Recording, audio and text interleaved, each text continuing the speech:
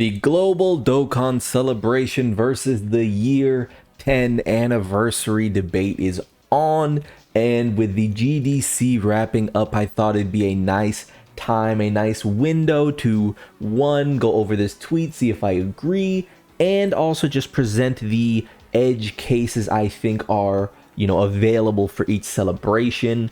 Mind you, this is going to get a little wonky because currently Dokkan is in a bit of a tizzy with the whole we're getting less stones, we're getting less rewards, which I don't even think is numerically true, but I haven't really done the looking into to say that is the case or not either. There's usually someone on Reddit who does the counting for stone count for celebrations like this, and I just haven't looked into it. So if we are getting less stones and such, then sure, but we're sort of going to just be very vague on that point.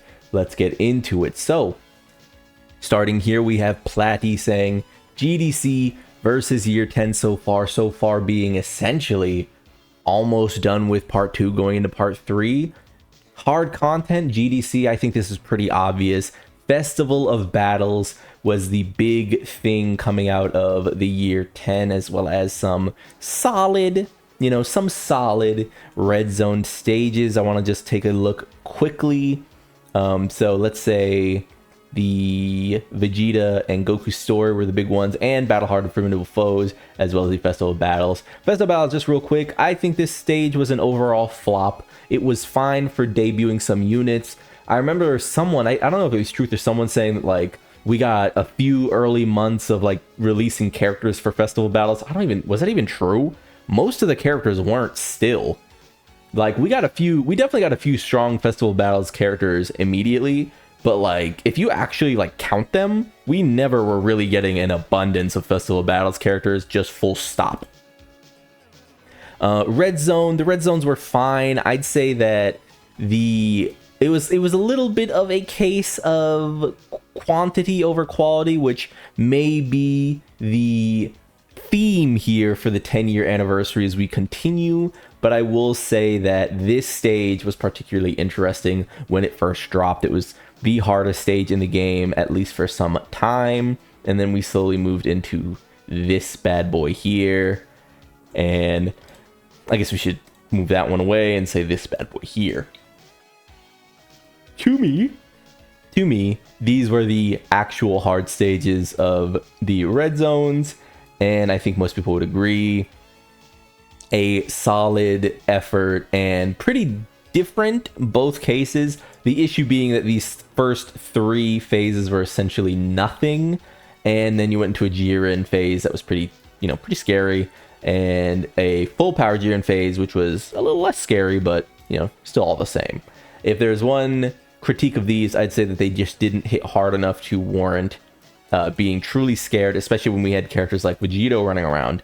And same deal here. Outside of the fact that you could not vanish, this wasn't really that terrifying of a stage. I'd say for a 6-month time cycle that Dokkan has, the 6-month time cycle of like anniversary, Tanabata, anniversary, worldwide, anniversary, whatever the case, where we get a big fight and then a little power creep and a big fight, a little more power creep. I'd say as far as that goes, this was on the weaker end, but maybe that's just me personally. Whereas if we comparatively, again, we're going over the content here, comparatively, Special Battle is a knockout. Not only are all 4 of these stages different, maybe you could say that the Omega Shenron fight here has shades of the Zamasu and Goku Black fight, sure. Maybe you could say that's a little more samey, but from the Goku fight to the scripted Gogeta fight to the Goku Black and Zamasu fight, which is very difficult. These are all pretty different stages. There's not many similarities outside of just using these well-known toxic mechanics. We're really early on, and I'd say it clears, right? It clears. Okay, and I think that's really it as far as it. Well, actually, for the year 10, I do want to say Battle Hard Formidable Foes was phenomenal. The only thing about it that I think is unfortunate is it stops right here at movies, and they just didn't take it any further, which means that it just sort of wrapped up the moment that stage dropped. They then went back to releasing things like Dragon Ball Saga and, you know, just random, you know, Serious All Serious, Million Arena, etc., etc. So they kind of ran away from that format, and that is sort of the deal on that. So I would have to say, yeah, GDC pretty easily clears it. Festival of Battles just wasn't very interesting. We didn't even really get that many characters suited for it, which was a shame, because if we got more stacking characters, let's say the Golden Week stacked both of them instead of just one of them. Let's say Kale and Khalifa stacked instead of just one of them. We really just got a few ticky-tack units here and there, some EZAs here and there, and then for the most part, these characters who would have been fine stacking against the red zone stages as well were kind of standard. They were just, you know, greatly raised, etc. for a few turns or one turn or what have you. Content pacing, GDC. One thing about the year 10 that people did complain about a lot, I don't know if I did, I can't really remember. I don't think I did. But was the idea that the year 10 was a little bit of a login simulator. This just is the case with Dokkan, right? This just is the case with Dokkan, where for whatever reason they just love leveraging out content just immediately. I mean, even if you go to the news here, it's just like nothing, and then you know one thing will happen and it's like bam, bam, bam, content everywhere. You know what I mean? You know, so special battle, everything all at once. I mean, that's just how Dokkan goes. As far as pacing, I do feel like there was more to do during the GDC. I think it's mostly though because the stages were better made, which makes the content feel better paced. Because if you actually have really hard fight in part 1, pretty hard fight in part 1 with the Goku and Vegeta, into really hard fight in part 2, really hard fight in part 2, you feel a little better about the content, even though it's sort of fabricated. You know, it's not really that they're metering it out so much better. It's that you're just doing more. The main units GDC, I think this is true, unfortunately. You know, unfortunately for anyone who like loves the series, let's say. So I would say that AGL Super Saiyan 3 Goku is like a 9 out of 10, 10 out of 10. Vegito, 9 out of 10, 10 out of 10. This Vegeta, I want to say, is like a 6 maybe. Gohan, I would personally say he's like an 8 out of 10 for when he dropped, but I know most people would say 7, 6 out of 10, maybe lower for them, because this is such a big moment, they wanted it to be better. I mean, that's fair. AGL Vegeta, I would say that this character is like a 9 out of 10, 10 out of 10, obviously. Goku and Frieza, I'd have to go right. I mean, 7 out of 10 probably is where I'd put them. And, I think that's fair. I think I'm being generous too. I think I'm more generous than a lot of people would be. Whereas with the main units for this part, Goku and Vegeta, this is like a 9 out of 10, 10 out of 10 unit, man. Goku Black and Zamasu, I'd say this is like a 9 out of 10, 10 out of 10 unit, man. Gogeta, I'd say this is a 9 out of 10, 10 out of 10 unit. Probably the most 10 out of 10, easy 10 out of 10 unit you could say. And Omega Shenron, I would say this is a 9 out of 10 unit, but to be, if people want to like downplay him, I'd say 8 out of 10. Is that fair? But I would personally, I think this is like a 10 out, I think it's a 9 out of 10 unit. I think he's great. So yeah. As well as just the character choices, I really like Goku Black and this Goku and Vegeta getting a card. This Gogeta, standalone Super Saiyan 4 Gogeta, and Omega Shenron being not only extremely strong, but being strong for the parts they're from, being the final, the end bosses of the original Dragon Ball run. Like, I like it. EZA Quantity, yeah, without a doubt, year 10, right? I mean, let's see here. They're not gonna be here. Oh, they're gonna be here. Let's see here. These two, one of them was absolutely dog shit. One of them was pretty good. I'd say, Great Ape Vegeta was pretty good the entire time. The year 7s are amazing. The GT duo came. The GT duo like did soft count, right? We would soft count them because they came here, or were they Saiyan Day? I think they were Saiyan Day. 427. 318. Am I crazy? Oh wait, 36. Yeah, 36. Okay, so they were like a sneak in. I don't know. Yeah, I mean, The EZA Quantity was certainly up there, but the Goku and Frieza here as well. I don't know. It was definitely a lot of them, but like EZA Quality, I mean, my god, dude. Like, we're probably getting Dokkan Fest LR, Trunks and Vegeta soon, and they're gonna be good. This Zamasu is probably on the same level as the best non-anniversary LR EZA that celebration. Like, I'd put this on the same level as you know, Goku and Frieza and them. That's just me. Texan is incredible. This entire sub EZA batch is usable, at least. Legion of Dragons is like fine, especially for their role. Yeah, it's definitely like it's a dense population of EZAs. Whereas I think outside of these two, I wouldn't say there was too many highs. Like I think these guys are strong. They're fine. Well, no. I don't think this guy's strong. I think this guy is strong. These two are obviously really good, but they're the anniversary LRs. Like, is there really anything else there that like stands out if it's not them? Not really. I mean, these two are okay. Like, I was so excited for these two as well, so I don't know.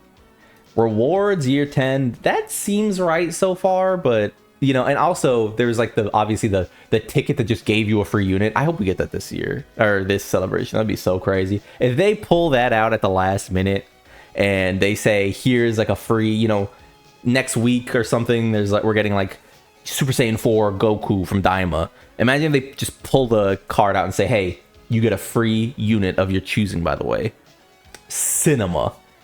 I would say it goes straight to the GDC in that case, but for now, yeah, year 10 seems right. And free-to-play units GDC, I mean, I don't need to be the one to say this, but like, this is one of the single most impressive free-to-play things I've seen Dokkan do. I wasn't around for the coolers. I don't know how useful they were, but I can't remember. I've been playing for years at this point, 3 years, going on 4 years at this point. And I cannot remember a time where I was willing to use a free-to-play unit in a meaningful event. I grinded them, I got all the prime battles, and at some point I said, I'm not doing any more of these because these all suck. You can't say that about the clones, you can't say that about Nova, and I don't even know if you could say that about the Shadow Dragon EZA soon. Like, I think they'll be fine. So compare that instead to, and guys, I don't want to be this person. But I said this smelled like shit so early. I said it smelled like doo-doo. And no one believed me. You know, this is a video that got downloaded. I was fine with it. I said, hey, I'll let the Lord handle them. And guess what happened? Everyone kept saying, you know, he's actually pretty good if he just had a team. And I said, mm-hmm. And then what did more people say? Once he gets his team, once Goma shows up, he's going to be pretty good. And I said, mm-hmm, mm-hmm. And then what happened? They said, okay, Worldwide's coming, aka the Global Dokkan Celebration. We're going to get Goma, and we're going to get Super Saiyan 4 Goku. Demon King Piccolo, 5 months later, is finally going to have his team. He's going to go right on to the Goma team, Demonic Power. And he's going to be elite, extreme class villain support, demonic power support. And I went, mm-hmm. And then what happened? He didn't get that shit. And now I'm back and I'm standing on it. I was right then, I'm right now. Context, no context, nuance, no nuance. I knew that shit was coming. Do not use these bomb-ass animations for Demon King Piccolo, who deserves more than a free-to-play unit, for a free-to-play unit and then give him no teams. Suck my dick. I knew this was a bad idea the moment they did it. I knew I wasn't capping for no reason. You can make a character as okay as you want. You use up all of his premium quality animations for nothing? Give him no teams? Sorry. Sorry, not sorry. I could smell this shit coming. I'm sorry, I could. Compare that to this. Oh my god.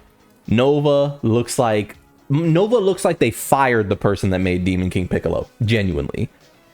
This character is so smart because he's not invincible, but he can tank the normals from time to time. What he does do is counter all of the beam supers that are just permeating the hardest content in the game right now while providing meaningful links, right? It's like he's just one of those characters who is doing exactly what he needs to do. He has an active skill that's not useless because it does break. Disabling enemy access is huge right now. And I don't know what to say. Like, they cooked. Also, Nova is a character who can be free to play. I'm not gonna lie. I'm gonna be this guy again really quickly.